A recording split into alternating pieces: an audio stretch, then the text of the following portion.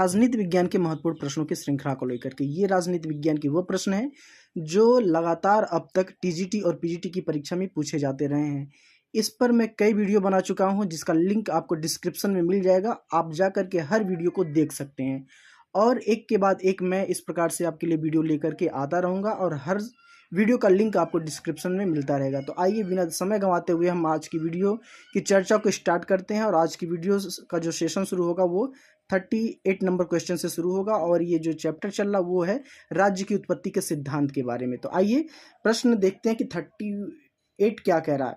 प्रश्न कह रहा है कि प्रत्येक व्यक्ति अपने हाथों में अपने को समर्पित करते हुए किसी को भी हाथों में अपने को समर्पित नहीं करता है। ये बहुत ही विरोधाभास वाला प्रश्न है, लेकिन ये प्रश्न है जो स्टेटमेंट है ये रूसो का स्टेटमेंट है। काफ़ी महत्वपूर्ण स्टेटमेंट है। 2015 और 2013 की परीक्षा में ये पूछा गया प्रश्न है। आइए प्रश्न नंबर 39 पर चर्चा करते हैं। कह रहा है प्रश्न, सामाजिक संविदा का सिद्धांत मुख्य रूप से यह कार्य करने का प्रयत्न करता है। तो कौन सा कार्य करने का प्रयत्न करता है? तो 4 विकल्प में से ऑप्शन नंबर बी विकल्प सही है।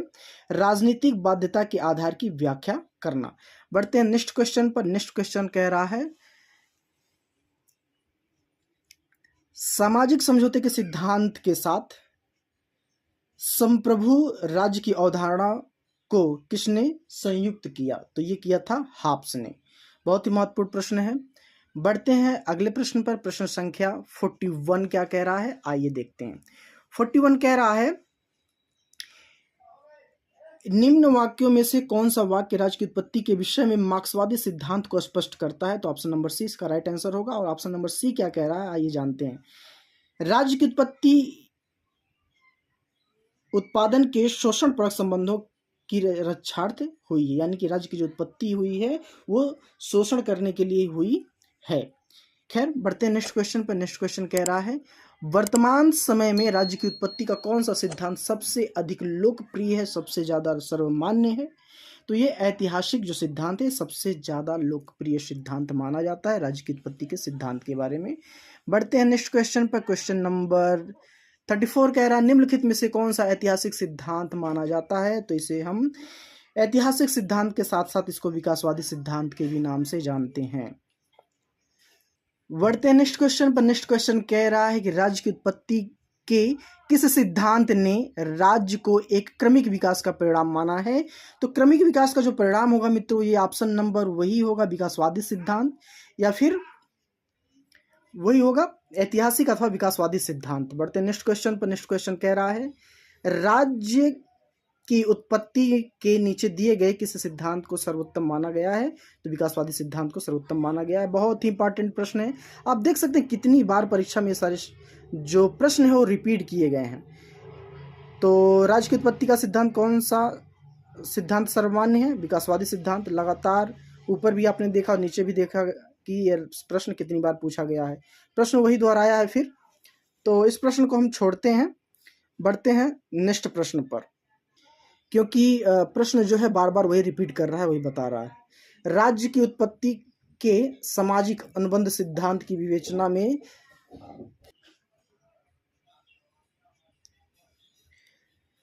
अगला प्रश्न कह रहा है, राज्य की उत्पत्ति के संबंध में मनु ने कौन सा सिद्धांत स्वीकार किया है? तो दैवीय उत्पत्ति का सिद्धांत स्वीकार किया है। नेक्स्ट क्वेश्चन की बात करें तो नेक्स्ट क्वेश्चन कह रहा है, निम्नलिखित में से कौन सा राज्य की उत्पत्ति को सही व्याख्या करता है? तो ये जो ऑप्शन नंबर डी इसका राइट होगा। अपने सीमित रूप में उपरोक्त सभी जो हैं वह राज्य की उत्पत्ति की व्याख्या करते हैं अपने अपने समय में।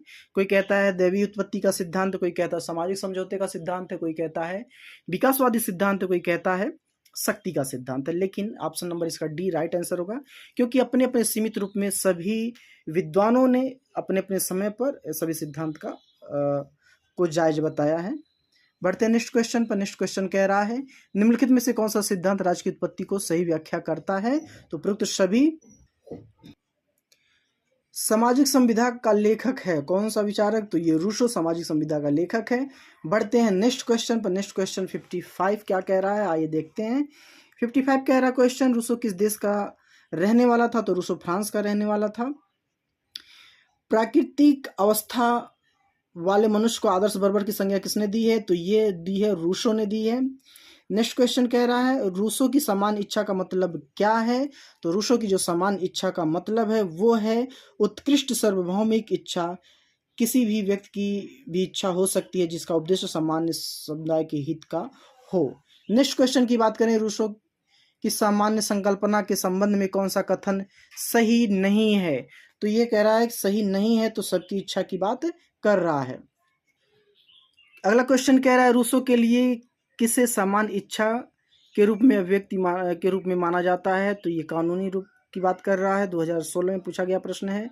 समान इच्छा का सिद्धांत किसने प्रतिपादित किया। तो ये रूसो ने प्रतिपादित किया है। बढ़ते अगले स्टेटमेंट की तरफ। ये स्टेटमेंट रूसो से संबंधित है। मनुष्य स्वतंत्र पैदा हुआ है किंतु वह सर्वत्र जंजीरों में जकड़ा हुआ। ये कथन किसका है। ये कथन रूसो का है। इसका मतलब है कि इन श्रृंखलाओं को तोड़ दिया जाए। इस कथन का जो आशय है इस श्रृंखला को तोड़ दिया जाए, ये स्टेटमेंट रूसो का दिया हुआ है। बढ़ते हैं अगले प्रश्न पर। अगला प्रश्न ठीक वही प्रश्न है, 62 नंबर क्वेश्चन, तो उसको हम छोड़ेंगे। 63 की हम बात करेंगे। 63 कह रहा है किसने कहा आदमी जन्म के वक्त आज़ाद है और बाद में हर जगह जंजीरों में जकड़ा हुआ है। तो ये रूसो का कथन है। ये भी कई बार पूछा गया प्रश्न है। प्रश्न वही बार बार रिपीट किया है, तो बहुत ही महत्वपूर्ण प्रश्न है। इसको आप लोग इम्पॉर्टेंट का रूप देकर के स्टार लगा लेंगे। बढ़ते हैं नेक्स्ट क्वेश्चन पर। क्वेश्चन कह रहा है कि किस राजनीतिक चिंतक ने अपनी आत्मकथा में लिखा कि उसकी माँ ने उसे जुड़वा बच्चे को जन्म दिया, स्वयं उसे तथा डर को। ये थॉमस हॉब्स के लिए कहा गया है। थॉमस हॉब्स ये कहता है। बढ़ते हैं नेक्स्ट क्वेश्चन पर। नेक्स्ट क्वेश्चन कह रहा है किसने रूसो के समान इच्छा के सिद्धांत एवं सामाजिक अनुबंधन के नैतिक महत्व को अनुबंध के आध्यात्मिक सिद्धांत में विकसित किया। तो ये जो प्रश्न है ये प्रश्न है ऑप्शन नंबर डी इसमें एक दिया है, जो कि बता रहा है क्वेश्चन कांट इसके स्टेटमेंट के सही उत्तर देने वाले हैं। पढ़ते हैं अगले प्रश्न पर। सही उत्तर हो जाएगा कांट। किसने सामाजिक संविदा के सिद्धांत को घटिया इतिहास, घटिया दर्शन और घटिया विधि बताया है। तो सर हेनरी मैन ने। ये क्या करता है, सामाजिक समझौते के सिद्धांत को उसकी आलोचना करता है, उसकी निंदा करता है। क्वेश्चन नंबर 68 का राइट आंसर होगा सर हेनरी मैन। बढ़ते हैं नेक्स्ट क्वेश्चन पर। नेक्स्ट क्वेश्चन कह रहा है निम्न में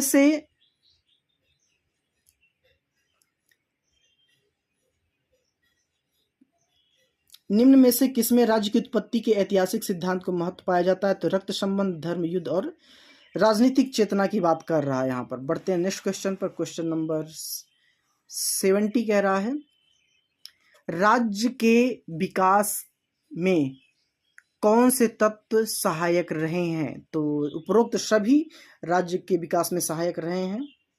बढ़ते हैं नेक्स्ट क्वेश्चन पर। नेक्स्ट क्वेश्चन कह रहा है राज्य के विकास में मुख्य भूमिका है।